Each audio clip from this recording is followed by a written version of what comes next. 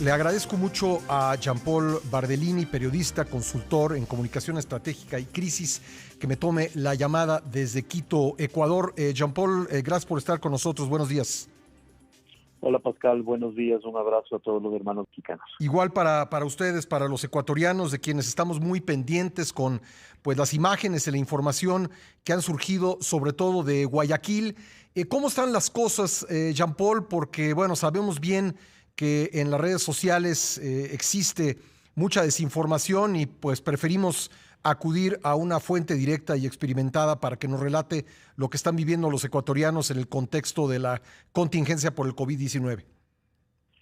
Bueno, la realidad es que no tenemos una cifra real de víctimas. El COVID-19 por sí mismo es una enfermedad que el virus que la provoca se esconde entre la población. Hay muchísima población asintomática, hay muchísima población que podría estar contagiando, y el gobierno ayer, a través de una carta del presidente Lenín Moreno, pues ha pedido de alguna manera disculpas por haber reaccionado lento. Esa es una realidad. El dolor que hay en Guayaquil es una pesadilla. Mucho de lo que ustedes pueden ver en redes sociales es real, es cierto. Hay equipos de prensa que están cumpliendo con su labor y se puede encontrar cientos de casos de personas que han fallecido en el aislamiento intradomiciliario y que es muy difícil recogerlas. Se ha tenido que crear una fuerza especial, una fuerza de tarea para poder intentar llegar a los niños y recuperar esos cuerpos. Entonces, las imágenes dolorosas de familias que tienen que convivir con un ser querido que falleció hace 3, 4 días y que sigue en tu cuarto, en la sala de casa, algunas personas que murieron por complicaciones respiratorias en la calle, tuvieron que quedarse 8 horas hasta que se han retirado los cuerpos. ¿De qué te habla todo esto? De que simplemente es cierto todo lo que hemos visto, o sea, lo que vimos en China, pero lo que hemos visto en España, lo que vimos en Italia y sigue sucediendo, es verdad, te sobrepasa. Si es que no tienes la precaución de evitar un contagio masivo, se convierte en una oleada y no hay ningún sistema de salud que soporte una oleada de casos de personas que requieren de atención médica urgente con asistencia respiratoria. Y entonces también después empiezas a tener el problema de que puedes tenerlos a todos en los hospitales y tienes que mandarlos a casa. Y después, como vemos ahora, también se sobrepasa la capacidad de medicina legal para recuperar esos cuerpos. Entonces, ese es el primer caso. Estamos sobrepasados, sobre todo en la ciudad de Guayaquil, en donde a esta hora, y con información oficial, tenemos 1.941 casos. Y hasta la fecha oficialmente ahí han muerto 63 personas de forma oficial. En el Ecuador, de forma oficial, corroborados por la causa del COVID-19, hay 98 casos. Hay 76 más que están en observación, pero solo la propia policía y esta fuerza de tarea conjunta han dado las siguientes cifras que dicen muchísimo. Entre el 23 y el 30 de marzo, la policía recogió 308 cadáveres en Guayaquil. 308 cadáveres. Así es.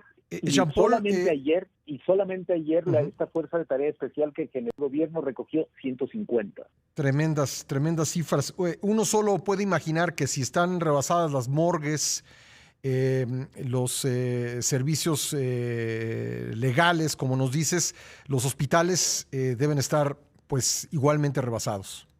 Por supuesto, ese es el mayor inconveniente. Guayaquil es la segunda ciudad más poblada del Ecuador y además está rodeada de ciudades más pequeñas en donde Guayaquil siempre ha sido su centro de atención. Uh-huh. Todas las provincias de los alrededores tienen un poco menor la capacidad de atención médica. Entonces, el gobierno ha tenido que centrar 2 hospitales principalmente solamente para los casos de COVID-19 y ha tenido que evacuar a otras ciudades los casos que no tengan que ver con esta enfermedad. Se están medicalizando otras estructuras, hay convenios para poder medicalizar y enviar a los pacientes que no requieren atención máxima, o sea, unidades de cuidados intensivos o respiradores para tener respiración mecánica, se los va a mandar a hoteles que están siendo adecuados.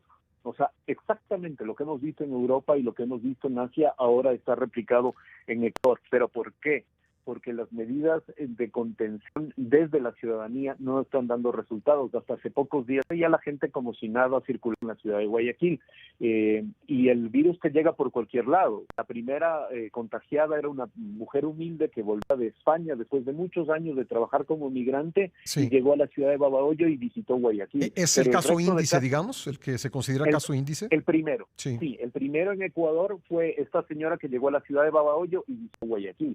Pero de inmediato, tiempo después, los otros casos y los que probablemente convierten en un caso de contagio comunitario, que es este nivel 3, que llaman los científicos de contagio, llegó en cambio por gente que había viajado de vacaciones, porque en la costa, en la ciudad de Guayaquil, en este momento están de vacaciones en la costa del Ecuador, en la zona litoral, y que han ido de vacaciones a Estados Unidos y a Europa. Jean-Paul, ¿me permites tengo que hacer una pausa obligada, pero claro, ¿nos puedes esperar un momento para que terminemos esta conversación? Encantado. Gracias. Vamos a volver en un momento con Jean-Paul Bardellini hasta Ecuador. 7:38, una pausa. Hasta Ecuador con Jean-Paul Bardellini, periodista, consultor en comunicación estratégica y crisis. Jean-Paul, pues nos decías en el bloque anterior que se han levantado 308 cadáveres, 150 de ellos en nada más el día de ayer en Guayaquil, y nos contabas pues del primer caso de una migrante que vivió en España, regresó a Ecuador y ahí se habría originado el problema. Así es. ¿Qué pasó después? Que el resto de casos fueron de personas que en cambio habían ido de vacaciones de Europa y contagiaron a una zona muy cercana de Guayaquil, que está en el cantón Daule, que es donde se concentran la mayor cantidad de urbanizaciones privadas de clase alta. Entonces, como vemos, el COVID entra por cualquier fase, no importa que seas rico, que seas pobre. Lo que importa es tu capacidad de entender que si estás en medio de una pandemia tienes que quedarte en la casa y no salir. En la ciudad de Guayaquil se permitieron hace 20 días partidos de fútbol, conciertos, reuniones, fiestas, cuando ya se sabía que había llegado el virus al Ecuador. Entonces la primera alerta es, si tus autoridades lo saben, tú como ciudadano no esperes que te digan que te quedes en casa de forma obligatoria, hazlo. Leía yo que 15 de 25 alcaldes de ahí mismo en Guayas están contagiados. Así es, 15 de 25 alcaldes, tenemos personal sanitario ya contagiado, y eso es muy duro, porque es tu primera línea de defensa son los médicos, enfermeras y el personal sanitario, y ahora ellos también están contagiados. Tenemos policías, tenemos 4 periodistas que han muerto en las últimas horas también por esta cobertura, y de estos 308 cadáveres que yo te decía, obviamente no todos son de COVID, pero no lo sabemos. Claro. Y en una ciudad normalmente hay víctimas, pero ahora no pueden ser procesadas, y hay otros enfermos, y ahora no pueden tener atención médica. Entonces te sobrepasa esta situación. Pero en Ecuador hay otro virus que tal vez en este momento es más peligroso, es el virus de la manipulación política de la información, es el virus de la desinformación, una desinformación generada por la propia dinámica de redes sociales, en que la gente publicita todo y lo publica todo y pierde contexto. Pero si hay grupos políticos que además están dispuestos a utilizar esto como un arma, esto es una mezcla perversa, miserable. Y en Ecuador estamos viendo una campaña sistemática en un país que tiene una grave crisis económica y que ahora tiene una grave crisis sanitaria. Entonces, combatir contra eso es muy grave y es urgente. Y para quienes nos escuchan en México, en realidad lo que hay que hacer ahora es, si tu gobierno, si tu autoridad no entiende la magnitud o teme no tomar medidas como ordenar que la gente quede en la casa, por lo que pueda pasar en la economía o por la que es una decisión difícil política, no solo miren Ecuador, miren Estados Unidos, miren lo que está pasando en Nueva York. O sea, en Nueva York, en la Gran Manzana, ya están las morgues saturadas exactamente que en Quito, que en Ecuador, que en Guayaquil. Y miren lo que ha pasado en el primer mundo, en donde tienen sistemas sanitarios más fuertes. Entonces, nosotros reconocemos que somos más vulnerables. Es decir, que el riesgo de una pandemia que genere una olada que supera tu sistema de salud, como ciudadano tú puedes empezar a tomar medidas. Ahora, me imagino que en Ecuador pasa un poco lo de México. Todavía hay muchísima gente que sigue pensando que esto es un invento, que realmente pues no es una situación grave, y continúa haciendo su vida como si nada. Sí, en realidad así es, y por eso el COE Nacional el día de hoy se espera que tome nuevas medidas. Ya nos ampliaron el toque de queda y la paralización de actividades económicas que no sean fundamentales, están paralizadas hasta el 5 de abril. Es muy posible que se tome una decisión de más días a nivel nacional y que se amplíe el toque de queda en horas en la ciudad de Guayaquil y sus alrededores. Eso es lo que se espera que se tome hoy. ¿Por qué?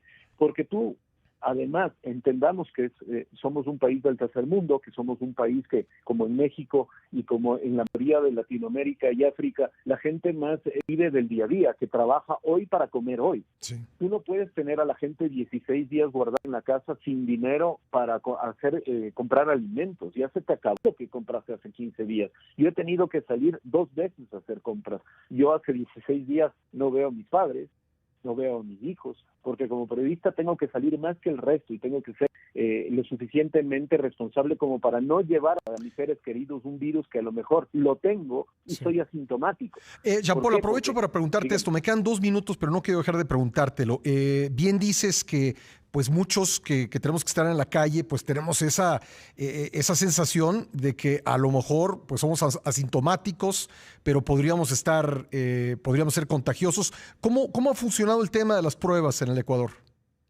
Esa es nuestra principal deficiencia. En Ecuador, ahorita, a día de hoy, en el día 19 de la crisis, a día de hoy hemos hecho 9.019 pruebas. Pues por ahí andamos nosotros, en un país de 130 millones de habitantes. Entonces, tú tienes que actuar como si fueras contagioso, por amor a tus viejos y por amor a tus niños. Pero además, te cuento una cosa, en Ecuador la mayoría de los enfermos y de las víctimas no son ancianos. Sí. Es personas entre los 19 y los 50 años. Sí. Entonces es la población económicamente activa, la gente que está en la calle, la gente que no se protege, que no entiende que no debe tocarse la cara, que debe quedarse en la casa. Entendemos que hay una desesperación por salir a ganarte el pan de cada día, pero mañana, enfermo o peor, no vas a poder trabajar tampoco. Claro.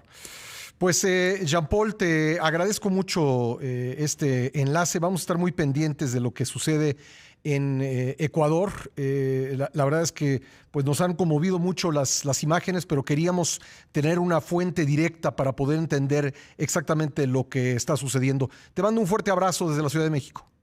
Un abrazo, Pascal, a ustedes y por favor cuídense mucho y si pueden, quédense en casa, por favor. Gracias, Jean-Paul. Jean-Paul Bardellini desde Quito, Ecuador. Bueno, ahí tiene usted. No quisimos, la verdad, pues entrar en el tema, a pesar de que vimos las imágenes en redes sociales ayer, pero queríamos entender y ahora que hemos platicado con Jean-Paul Bardellini entendemos más lo que está sucediendo.